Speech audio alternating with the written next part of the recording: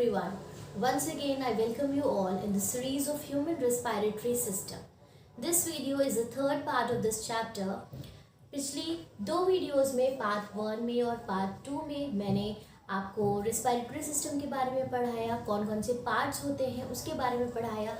आप बोर्ड पे देख सकते हैं ये सारी चीज़ें मैंने लास्ट वीडियो में पढ़ाई थी, जिसमें प्रोसेस ऑफ रेस्पिरेशन हमारा मेन टॉपिक था जो चल रहा था। वहाँ पे हमने डिस्कस किया कि इसके 4 पार्ट्स होते हैं: breathing, external respiration, internal respiration, cellular respiration. एक बार आप लोगों को रिवाइज करवा देती हूँ ताकि आप जो प्रोसेस है उसको भूले ना। सबसे मेन पार्ट जो हमारा ब्रीदिंग है, ये एक मैकेनिकल प्रोसेस है जिसका मैकेनिज्म हमने डिस्कस किया था लास्ट वीडियो में। डिटेल में इसके बारे में जानने के लिए आप पिछला वीडियो ज़रूर देखिएगा। इनहेलेशन और एक्सहेलेशन, और इन ट्राइग्राम्स की मदद से मैंने आपको एक्सप्लेन किया था कि किस तरह से इनहेलेशन और एक्सहेलेशन होता है। अब हम बात करेंगे कि एक्सटर्नल रेस्पिरेशन क्या होता है। सो स्टूडेंट्स, एक्सटर्नल रेस्पिरेशन जब हम सांस ले लेते हैं और हमारी बॉडी लंग्स में जो एयर है वो चली जाती है। तो फर्स्ट वीडियो में आपको याद होगा जहाँ पे मैंने लंग्स का डायग्राम बना के आपको बताया था कि जो लंग्स के अंदर के पार्ट्स होते हैं, जहाँ पे ब्रोंकियोलस, ये सारी एयर, और उसके आगे होते हैं एयर सैक्स। तो जो एयर होती है वो लंग्स में जा करके एयर सैक्स तक के जाती है, और इन सैक्स के ऊपर क्या होते हैं कि ब्लड कैपिलरीज होती हैं। इन सैक्स, एयर सैक्स के ऊपर ब्लड कैपिलरीज होती हैं। तो वहाँ क्या होता है, वहाँ पे एक्सटर्नल रेस्पिरेशन होता है कि जो भी ऑक्सीजन एयर में प्रेजेंट है वो यहाँ तक के जाके ब्लड में डिफ्यूज़ हो जाती है, और जब वो ब्लड में डिफ्यूज़ होती है तो वो वहाँ पे क्या बनाती है, हीमोग्लोबिन प्रेजेंट होता है। सबको पता है ब्लड में वो ऑक्सीजन के साथ मिलकर के क्या बनाता है, ऑक्सी हीमोग्लोबिन। वो ऑक्सी हीमोग्लोबिन फॉर्म करता है, और ये ऑक्सी हीमोग्लोबिन आगे जाके ब्रेक होता है फर्दर, और ऑक्सीजन जो बॉडी की सेल्स होती है उनको प्रोवाइड करता है। तो यहाँ पे जो प्रोसेस हो रहा है, जहाँ पे ये ऑक्सीजन ब्लड में डिफ्यूज हो रही है, और उसके उल्टा क्या हो रहा है कि कार्बन डाइऑक्साइड वापस एयर में जा रही है, जो कि बॉडी से फिर लंग से वापस होके एयर पाइप से वापस एक्सहेल आउट हो जाएगी, राइट। तो इस प्रोसेस को कहते हैं एक्सटर्नल रेस्पिरेशन। और फिर अगर बात करते हैं इंटरनल रेस्पिरेशन की, तो इंटरनल रेस्पिरेशन में क्या होता है स्टूडेंट्स, इंटरनल रेस्पिरेशन में ये होता है कि ये जो ऑक्सी हीमोग्लोबिन बना यहाँ पे, जब ये ब्लड के साथ मिला, फिर ये जब ब्लड बॉडी सेल्स में जाता है, जब ये जो ब्लड है जिसमें ऑक्सी हीमोग्लोबिन है वो बॉडी सेल्स में जाता है, तो ये ऑक्सी हीमोग्लोबिन ब्रेक होता है और सेल्स को क्या प्रोवाइड करता है, ऑक्सीजन प्रोवाइड करता है। तो ये सेल को क्या करेगा, ऑक्सीजन प्रोवाइड करेगा, और इन रिटर्न सेल से क्या ले लेगा, कार्बन डाइऑक्साइड ले लेगा। अब ये कार्बन डाइऑक्साइड लेता कहाँ से है, तो वहां पे आएगा आपका तीसरा पार्ट जहाँ पे सेलुलर रेस्पिरेशन है। तो इन सेल्स के अंदर क्या है, ग्लूकोज जो है, जो फूड स्टोर हुआ था ग्लूकोज के फॉर्म में, वो ब्रेक होता है, और उससे क्या रिलीज होता है, कार्बन डाइऑक्साइड रिलीज होती है और एनर्जी रिलीज होती है। तो ये कार्बन डाइऑक्साइड ये वापस से यहाँ पे ब्लड को देता है, जो कि इन रिटर्न कहाँ जाता है, एक्सहेल आउट होके हमारी बॉडी के बाहर निकलता है। तो स्टूडेंट्स, उम्मीद है कि अब आपको जो पूरा प्रोसेस है रेस्पिरेशन का वो अच्छे से समझ में आ गया होगा। उसमें ये चारों स्टेप्स होते हैं। मेन स्टेप हमारा ब्रीदिंग है, और बाकी ये जो टॉपिक्स हैं ये छोटे छोटे टर्म्स हैं, मीन्स ऐसे ही डिवाइडेड है कि इसमें मेन क्या हो रहा है, exchange of gases take place between the alveolar surface. ठीक है, जो एयर सैक्स होते हैं उनके बीच में जो गैसेस है वो एक्सचेंज होती हैं, और वो गैसेस कौन सी हैं, ऑक्सीजन या फिर कार्बन डाइऑक्साइड। तो यहाँ पे हमारा जो ये मेन टॉपिक था रेस्पिरेशन के प्रोसेस का वो कंप्लीट हो गया है। अब हम बात करेंगे इसी रेस्पिरेटरी सिस्टम से जुड़ी हुई कुछ कॉमन ऐसी डिजीजेस और उनके सिम्टम्स क्या होते हैं और उनका ट्रीटमेंट क्या है।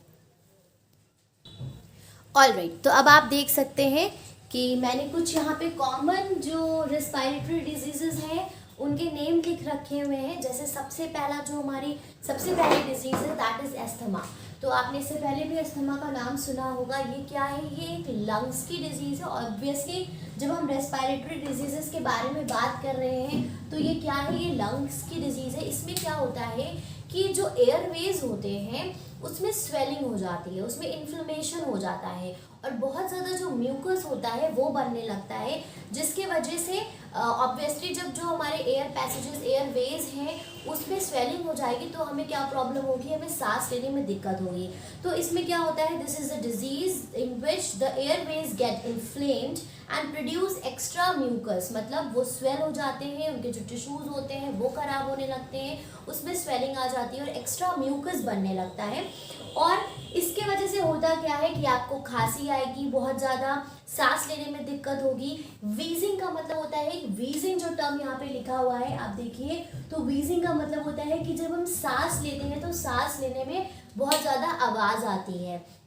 एंड शॉर्टनेस ऑफ ब्रीथ, मतलब आपको आपकी जो सांस होती है वो फूलने लगती है, बहुत दिक्कत होती है सांस लेने में। तो ये सारे सिम्टम्स हैं। सिम्टम्स में अगर डिटेल में बात करें तो शॉर्टनेस ऑफ ब्रीथ, मतलब आपकी जो ब्रीथ रेट है वो कम हो जाता है और आपको सांस लेने में प्रॉब्लम होती है। विस्लिंग और वीजिंग दोनों टर्म्स एक ही है, विस्लिंग लिखा हो या वीजिंग लिखा हो, दोनों का मतलब यही होता है कि जब आप एक्सहेल करते हैं, जब आप सांस अंदर लेते हैं तो उसमें बहुत ज़्यादा साउंड प्रोड्यूस होता है। Chest tightness, pain and disturb sleep, और जो आपका चेस्ट एरिया है उसमें भारीपन महसूस होता है, पेन महसूस होता है और सोने में भी आपको दिक्कत होती है।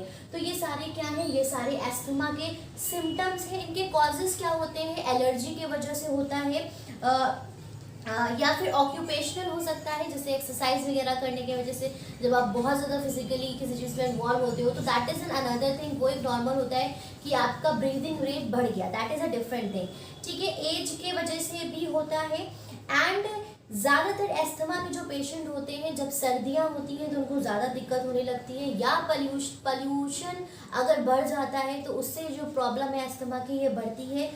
पॉल्यूशन से मतलब है कि pollen grains are also responsible for this and various other irritants जो इरिटेशन क्रिएट करते हैं और इस कंडीशन को और ज़्यादा बढ़ाते हैं। अस्थमा का जो ट्रीटमेंट है वो पूरी तरह से क्योर नहीं किया जा सकता है, लेकिन उसका जो मीन्स जो सिम्टम्स है उसको कंट्रोल किया जा सकता है with the help of different medicine, right. उसके बाद सेकेंड आप यहाँ पर डिजीज देख सकते हैं, मैंने लिखी हुई है ब्रोंकियोटिस। ब्रोंकियोटिस भी एक तरह का इन्फ्लेमेशन है जिसमें जो लंग्स में मैंने बात किया था कि जो अंदर ट्यूब्स लाइक स्ट्रक्चर्स होते हैं जो आगे एयर को ले जाते हैं, ऑक्सीजन को ले जाते हैं, उनमें इन्फ्लेमेशन हो जाता है, उनमें स्वेलिंग हो जाती है। सिम्टम्स इसके भी वही है कि म्यूकस बनना, बहुत ज़्यादा सांस लेने में दिक्कत होना, सांस जब आप लेते हैं तो साउंड होना, चेस्ट में आपके डिस्कम्फर्ट फील करना, मतलब दर्द होना या अजीब सा लगना, टाइटनेस फील होना, ये सारे सिम्टम्स हैं ब्रोंकियोटिस के।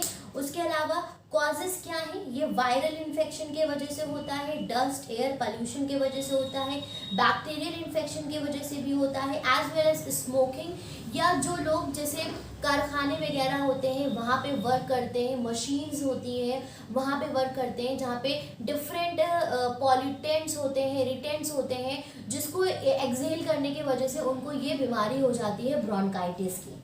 नेक्स्ट देखिएगा निमोनिया। निमोनिया क्या है, निमोनिया एक बैक्टीरियल डिजीज है जो क्या करती है, जो लंग्स के टिश्यूज होते हैं उनमें इन्फ्लेमेशन हो जाता है और जो इसके आगे एयर सैक्स प्रेजेंट होते हैं वो भी क्या होते हैं, ख़राब हो जाते हैं, उनमें इन्फ्लेमेशन हो जाता है। ज़्यादातर बूढ़े लोगों में, छोटे बच्चों में बहुत आसानी से निमोनिया का जो इन्फेक्शन होता है वो फैलता है।